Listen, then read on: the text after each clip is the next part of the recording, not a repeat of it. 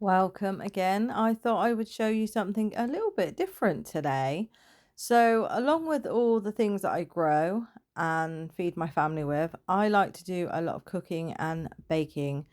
More so this time of year when it's summer, I don't really like to spend much time in the kitchen unless I'm doing a salad because it is far too hot for all of that. So I do most of my cooking and baking in the autumn, winter, early spring kind of time. So I thought I would make the most out of anything that I had grown myself. My main goal for doing this was my little boy, he very much struggles with his weight. He has autism, sensory processing disorder, and that means he really struggles with food and chewing and textures and things like that. So he is slightly underweight, and we've tried many different ways of getting him to put on weight, and nothing seems to work. He does like his processed food, he's very selective with his food, and it's really hard to get him to eat anything other than what he classifies as the norm. But he's very good at trying new things. He will always try something new, and I really, really praise him for that. And that's why I got into the gardening in the first place, is because to teach him that it's harmless, it's in the ground, it's growing above the ground, and it's okay for you to eat. And that has made a big difference to his diet. He eats a lot better now than what he ever has since doing the garden and allotment. So I'm making lots of high protein foods, some foods higher in fat, not sugar, but in fat, to give him breakfast, lunch, pat lunches, and things to go towards dinner and puddings, for everybody as well, but mainly for him, and have a whole month's supply with Christmas coming up. I'm going to be super busy. So I wanted to make sure I had a whole month's supply for him until he breaks up from school, so I haven't got to worry about him not eating okay. So I did start off with the potatoes. All of these were harvested and grown from the garden and the allotment. Super chuffed with the sweet potatoes that I've managed to grow. There's not a lot there, but I was expecting, to be honest, little pencil thins. So to get a couple of good sized sweet potatoes, I was over the moon with, as you can imagine. And they're actually going to be for me, not him, because sweet potatoes are one of my favourite things to eat. A little update on what I'm doing now is I've broken up lots of sausage patties and added some Old Bay seasoning to it. And that is what's going to go into some of the waffles and some of the pancakes. So I'm going to put that in the oven now. I have cooked up some sausage patties. I've got 2 trays of these. These are ready to go with the pancakes because sausage and pancakes one of his favourites. The pumpkin is organised. That is the other sausage patties just there. I've got the waffle maker out ready. I have already got the pancake mix in the fridge, and this is the waffle mix that I'm just starting at the moment. And I've got some bacon cooking off there again to put in with the waffles and the pancakes. So I've got the waffle in. Woo, that's hot. That's what the waffle's looking like at the moment. That is the apple waffle mix, the bacon waffle mix, and that is the cooked sausage, which is going to go once it's finished draining, because I don't want no horrible bits in there. As you can see, it's still draining.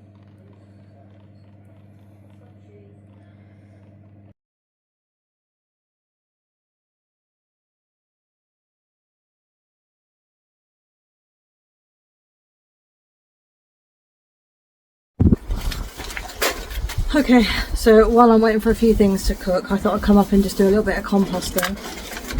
So I've been collecting scraps over the last couple of days. I've got eggshells, tea bags, vegetable scraps. That's it for there, so I'm just going to break that down a little bit and pop it in here. Then I've got the Amazon cardboard.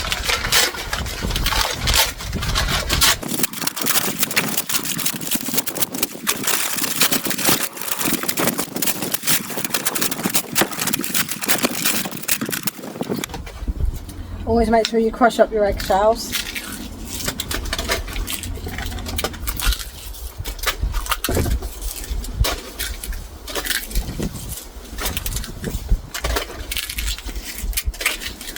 They do take a long time to break down. What I tend to do with mine is I dry all mine out, and then I use my blender and I mix them up to a powder, keep them in a jar, And then when I plant my tomatoes, I put 1 full scoop in the bottom of each hole when I plant my tomatoes. But at the moment I've got quite a lot of that, so I thought I'd pop some in here. Always split open your tea bags as well. The quicker you can get everything to break down, the quicker you'll have compost. And remember, if you put potatoes or anything with a seed in there, you've got a chance of it growing from your compost bin, so just be mindful of that. And we've got some beetroot leaves in here, some pear cores from doing the dehydrating, some orange peel from the satsumas. It's satsuma season, that's my favourite thing. I can sit and eat a whole punnet of satsumas quite easily.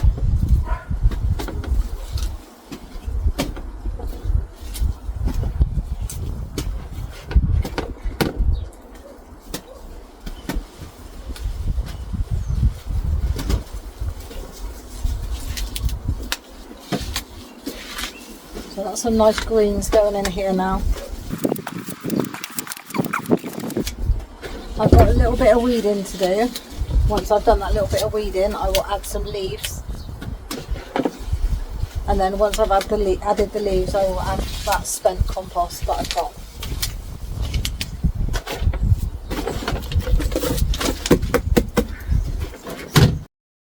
Because of the couple of hard frosts that we've had, I actually pulled up one of my containers of carrots. They weren't very big, they were pretty small, but I was happy it was better than nothing. The other container is nowhere near ready. It only went in 2 weeks after this one, but it's not showing signs of any carrots whatsoever. So I'm actually going to pop that one into my greenhouse. He likes a plain bagel. He sometimes likes ketchup, but I will give him that option on the day. So on that bagel, he will have 1 hash brown,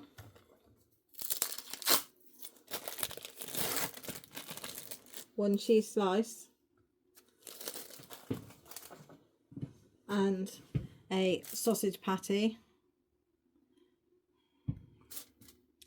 And then I will wrap it.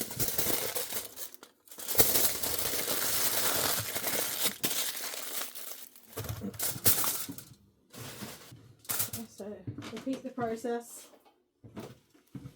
There's hash brown, cheese slice,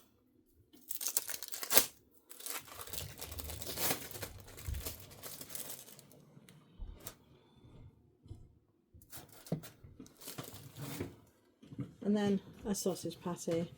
The reason why I'm not putting a bagel on the top is because it's too filling, it's too much and he won't eat it.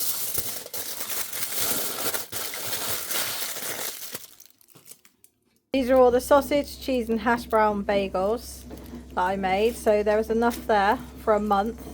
So he will only have 2 a week of this flavour. And then I've got 3 bacon waffles. So that is waffles with bacon cut up already pre-cooked inside the waffles. So he will have 1 of those a week.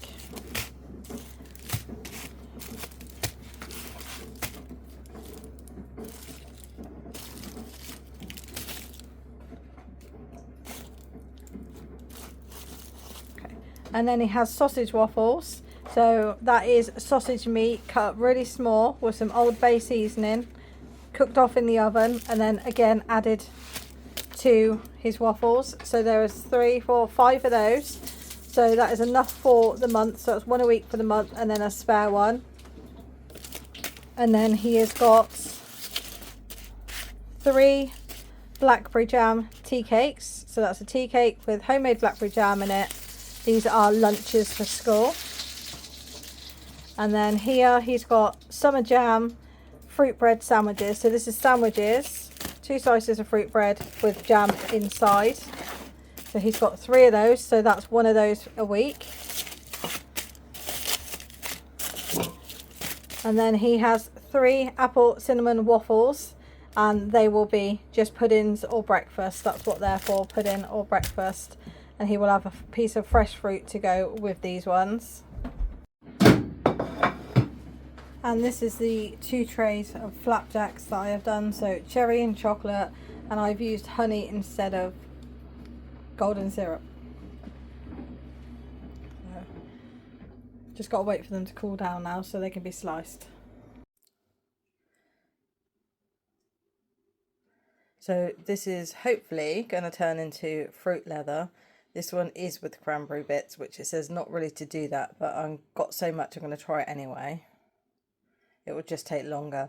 So I am going to dehydrate these for 6 hours, check them, and then hopefully they'll turn into fruit leather. So cranberry fruit leather. So now I am making the banana and blueberry loaf. I'm going to do a loaf and then cut it into slices so I can freeze it, and so this will be a breakfast. I've put 1 cup less of sugar, and instead of vanilla I have put maple syrup, 100% maple syrup, and that is what I'm going to use for breakfast and a healthy snack. The pesto pastas are now cooked for the little ones for tonight, or the little one and big one. So that one there is the sun-dried tomato pesto, and that is the just general pesto pasta, all from my garden.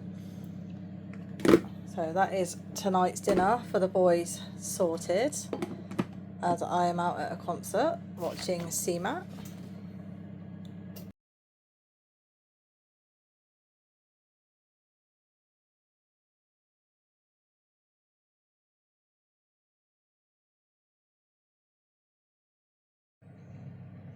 I've just cleaned up the carrots that I harvested. I've got quite a tub full. They're not huge, but that's enough to do a few roast carrots on my plate for Christmas Day, and probably my little boys as well, because we'll have so many different vegetables, we won't want too many. So although it's not what I'd like, because I would have liked them to be bigger, there are some that are bigger in there. I've still got more in the garden that's growing, so I could still have some for Christmas.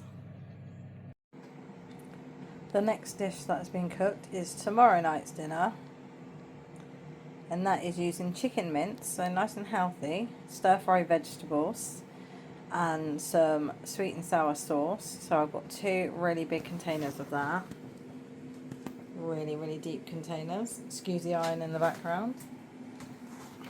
So tomorrow all I will do is cook up some rice, and that's tomorrow's dinner done.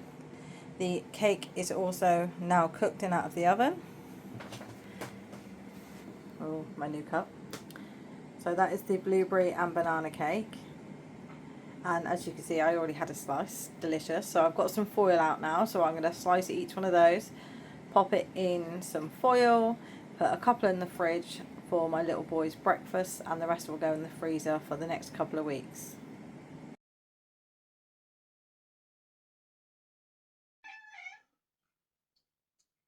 So these are the pears I am going to slice to dehydrate. Okay, so the pears are in the dehydrator. This is 2 layers. This is my Ninja. This is all I have to work with until Christmas. I have got a new one for Christmas. So this is what I'm working with at the moment. So this is why it takes me so long to dehydrate, because I can only get a few in at a time. I mean, that was 3 pears and that's it for 2 layers. And I'm going to keep this as natural as possible. I'm not sprinkling it with absolutely anything, because I want some natural healthy snacks for my child.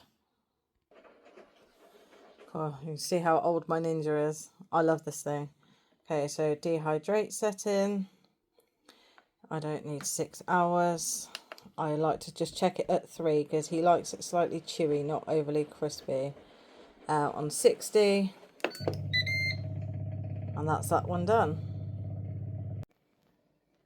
So the pear has finished dehydrating.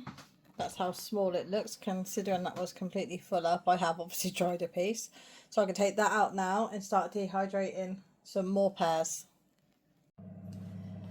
So I was going to use this pumpkin. It's one of my white ones. It's one of the bigger ones out of the white ones, but I did notice it's actually sprouting inside, so I won't be using that pumpkin at all to roast. So now I'm going to go and grab myself a different pumpkin to get the pumpkin roasting. So I'm just going to pop on the oven just to warm the oven to make it just go a little bit quicker. But yeah, it's really strange. So I'm not going to use that just in case, because it must mean it's way too moist.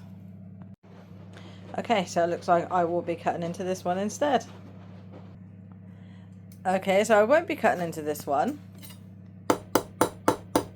because it is being cured so hard that shell, not even my really good blade, can get through it.